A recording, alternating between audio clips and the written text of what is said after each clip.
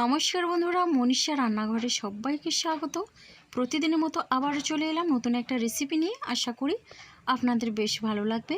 তাহলে চলুন বন্ধুরা, রেসিপিটি শুরু করি আর দেখে নেওয়া যাক এই রেসিপির জন্যে আমার কি কি উপকরণ লাগে। তো প্রথমে দেখুন, এখানে আমি আটা ময়দা মিশিয়ে এইখানে মাঝার সাইজের একটা বাটিতে 1 বাটি পরিমাণে নিয়েছি। এরপরে দেখুন, আমি আটা ময়দার মধ্যে এখানে দিয়ে দিচ্ছি স্বাদ অনুসারে লবণ। এরপরে দিচ্ছি আমি হাফ চামচ পরিমাণে চিনি। আর চিনিটা দেওয়ার পরে এখানে আমি দিয়ে দিচ্ছি, দেখুন বন্ধুরা, সাদা তিল। তো সাদা তিলটা দিলে কিন্তু অনেকটাই মুচমুচে হবে এই পরোটা। তো 2 চামচ পরিমাণে আমি সাদা তিলটা দিয়ে দিলাম। তো আর এখন আমি এখানে দিয়ে দিচ্ছি, দেখুন বন্ধুরা, জোয়ান। তো হাফ চামচের থেকে একটু কম দিয়ে দিলাম জোয়ান। জোয়ানটা দিলে কিন্তু হজমে বেশ সাহায্য করবে আর স্বাদেও কিন্তু অসাধারণ লাগবে। দিয়ে দিচ্ছি খুবই সামান্য পরিমাণে চিলি ফ্লেক্স। চিলি ফ্লেক্স দিলে কিন্তু একটু ঝাল ঝাল হবে, পরোটাটা খেতে বেশ ভালো হবে।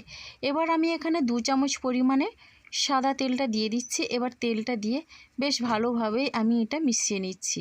এই মশলাগুলো দিয়ে কিন্তু আটা বা ময়দাটা মিশিয়ে নিলে ভীষণই ভালো লাগবে। আর এখানে আমি আটা ময়দা মিশিয়ে নিয়েছি। আপনারা চাইলে শুধুমাত্র ময়দা বা শুধুমাত্র আটা দিয়েও এই পরোটাটা বানিয়ে নিতে পারেন। এখানে কিন্তু আমার বেশ ভালোভাবে মেশানো হয়ে গেছে। আর এখন আমি অল্প অল্প জল দিয়ে আটাটা মাখিয়ে নেব। তো বন্ধুরা, এখানে কিন্তু একসঙ্গে বেশি জল দেওয়ার দরকার নেই। অল্প অল্প জল দিয়ে মাখিয়ে আটার একটা সুন্দর ডো তৈরি করে নিতে হবে। যেভাবে আমরা রুটি পরোটা খেয়ে থাকি ওই রকম একটা ডো তৈরি করে নিতে হবে। তবে এই ডোটা কিন্তু একটু শক্ত হবে, রুটি পরোটার থেকে একটু শক্ত হবে। ওই রকম ডো তৈরি করে নিতে হবে, তাহলে কিন্তু এই পরোটাটা অনেকটা মজে হবে। দেখুন বন্ধুরা, এইভাবে করে কিন্তু মোটামুটি এখানে আমার ডোটা রেডি হয়ে গেছে।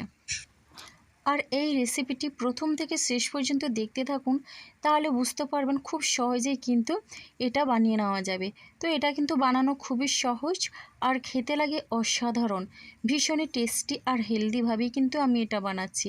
তো মোটামুটি দেখুন বন্ধুরা, আটার ডোটাকে আমি হাত দিয়ে এইভাবে গোল করে রেখে দিচ্ছি। আমি কিন্তু এখানে অল্প পরিমাণে হাতে তেল নিয়ে এইভাবে মেখে রেখে দিয়েছি। তো বন্ধুরা দেখুন, ঢাকনা দিয়ে এখানে কিন্তু আমি 10 মিনিট আমি রেস্টে রেখে দেবো। আর এদিকে এখন আমি নিয়েছি একটা কাঁচা আলু। তো আলুটাকে প্রথমে আমি খোসাগুলো পরিষ্কার করে নিচ্ছি। তো বন্ধুরা, আলুর পরোটা খেয়েছেন এইভাবে আলু দিয়ে মজমজে পরোটা আপনারা একবার খেয়ে দেখুন, দেখবেন বারবার কিন্তু এটাই খেতে চাইবেন। এটা কিন্তু বানানো ভীষণই সহজ। তো প্রথমে এই আলুটাকে আমি এইভাবে খোসা তুলে পরিষ্কার করে নিয়ে এখন আমি একটা পাত্রে জল নিয়ে আলুটাকে রেখেছি। এখন এই আলুটাকে আমি গ্রেট করে নেব। তার জন্য এরকম ছোট ছিদ্রওয়ালা একটা গ্রেটার নিয়েছি।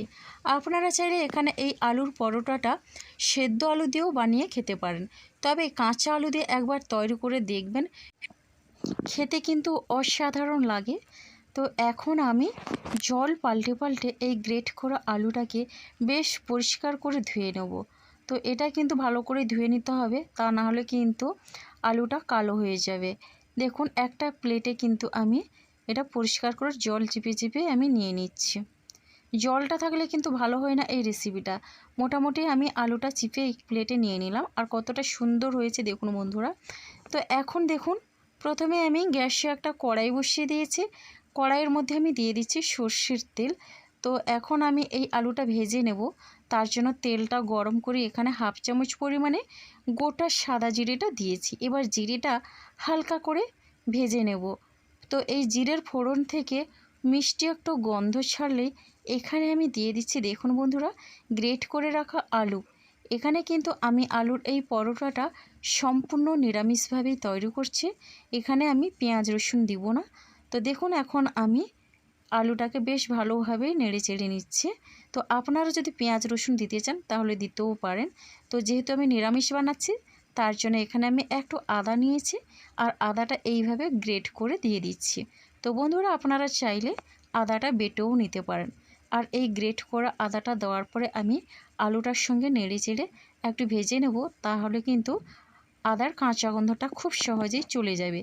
দেখুন বন্ধুরা, আদাটা দিয়ে বেশ ভালোভাবে নেড়ে চেড়ে মিশিয়ে নিলাম। এবার আমি এখানে আলুর উপরে দিয়ে দিচ্ছি স্বাদ অনুসারে লবণ আর দিয়ে দিচ্ছি কালারের জন্য হলুদের গুঁড়ো। এবার একটু ঝাল ঝাল লাগবে, তার জন্য দিয়ে দিচ্ছি হাফ চামচ পরিমাণে ঝাল লঙ্কার গুঁড়ো। এখন আমি বেশ ভালোভাবে এই মশলাগুলো দেওয়ার পরে নেড়েচেড়ে আলুর সঙ্গে মিশিয়ে নিচ্ছি। আর এখন আমি গ্যাসের ফ্লেমটা মিডিয়ামে রেখেছি। আলুর এই স্টাফিংটা করতে কিন্তু বেশি সময় লাগবে না, খুবই অল্প সময়ের মধ্যে রেডি হয়ে যাবে, যেহেতু আলুটা একেবারে মিহি করে আমি গ্রেট করে নিয়েছি। এটা এভাবে নাড়াতে নাড়াতেই কিন্তু সেদ্ধ হয়ে যাবে। তো দেখুন বন্ধুরা, এখন আমি এখানে দেখুন দিয়ে দিচ্ছি ভাজা মশলা। তো এর মধ্যে জিরে, মৌরি আর ধনে গুঁড়োই আছে। আর আমি দিয়ে দিচ্ছি এখানে চাট মশলা। এরপরে দিয়ে দিচ্ছি খুবই অল্প পরিমাণে গরম মশলা গুঁড়ো। আর এই মশলাগুলো দিয়ে কিন্তু আলুর এই স্টাফিংটা অসাধারণ লাগে, একেবারে স্বাদে গন্ধে অসাধারণ। মশলাগুলো দিয়ে আবারও বেশ ভালোভাবেই মিশিয়ে নিচ্ছে। এরপরে এখানে দিয়ে দিচ্ছি ধনেপাতা কুচি। ধনেপাতা কুচি দিয়েও একই রকমভাবে নেড়েচেড়ে মিশিয়ে নেব। তো এটা একটু বেশি মুচমুচে লাগার জন্য একটা গোপন সিক্রেট একটা টিপস আমি দিয়ে দিচ্ছি বন্ধুরা। এখানে কিন্তু আমি দিয়ে দিচ্ছি 1 চামচ পরিমাণে কর্নফ্লাওয়ারটাও দিয়ে বেশ ভালোভাবে মিশিয়ে নিতে হবে, তাহলে কিন্তু এই পরোটাটা অনেকটা মজমজে হবে। দেখুন এইভাবে কর্নফ্লাওয়ার দিয়ে আমি মিশিয়ে নিচ্ছি। আর দেখুন এইভাবে নেড়েচেড়ে আমি 1 থেকে 1.5 মিনিটের মতো এটা রান্না করে নেব। এটা কিন্তু আমার রেডি হয়ে গেছে, দেখেই বুঝতে পারছেন। তো এখন আমি এটা নামিয়ে ঠান্ডা করে নিচ্ছি। অবশ্যই ঠান্ডা করে কিন্তু রেসিপিটি বানাতে হবে। তো এরপরে আমি ঢাকনা দিয়ে রেখেছিলাম আটার যে ডোটা, আবারও ঢাকনা খুলে আমি এইভাবে চেপে চেপে মাখিয়ে নেব। তো 10 মিনিট কিন্তু এটা রেস্টে ছিল, তার জন্য কিন্তু এটা আগের তুলনায় অনেকটা নরম হয়েছে। আর এখান থেকে কিন্তু আমি লেচি কেটে নেব, তার জন্য এইভাবে লম্বা করে নিয়ে একটা করে আমি লেচি কেটে নিচ্ছি। আর এখানে আমি মোট 3টে লেচি করে নেব। আপনারা চাইলে আপনাদের পরিবারের সদস্য অনুযায়ী আটা ময়দার পরিমাণটা নিয়ে সেইভাবে লেচি কেটে নেবেন। দেখুন 3টে লেচি আমার কাটা হয়ে গেছে। আর এখন আমি বেলে নেব। তো প্রথমে আমি এই লেচিটার পরে একটু দিয়ে দিচ্ছি তেল। তো হাতে করে একটু তেল দিয়ে দিলাম, এতে করে কিন্তু বেলতে খুব সুবিধা হবে।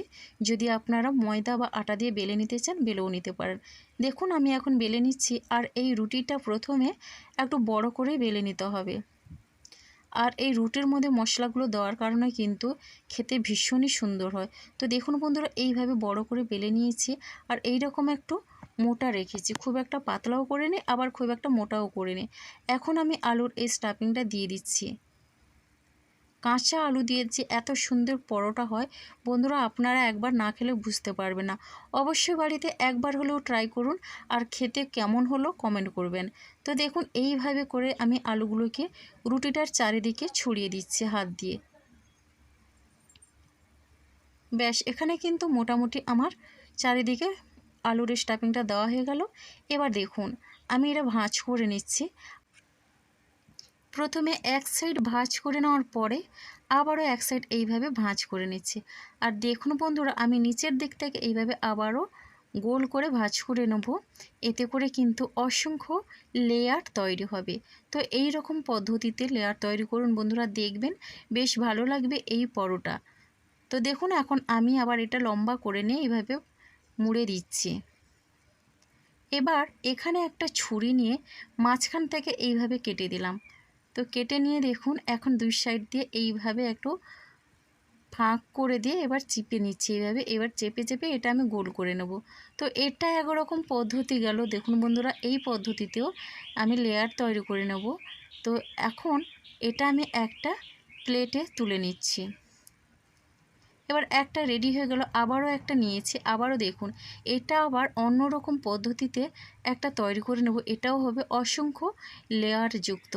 তো দেখুন বন্ধুরা, এই রুটিটাকেও একই রকমভাবে আমি বেশ বড় সাইজ করে বেলে নিচ্ছি।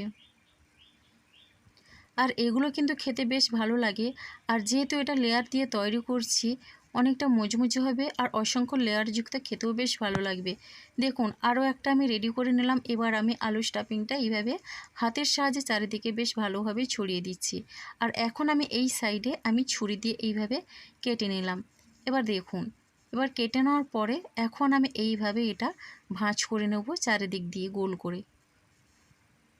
এটা কিন্তু বানানো খুবই সহজ,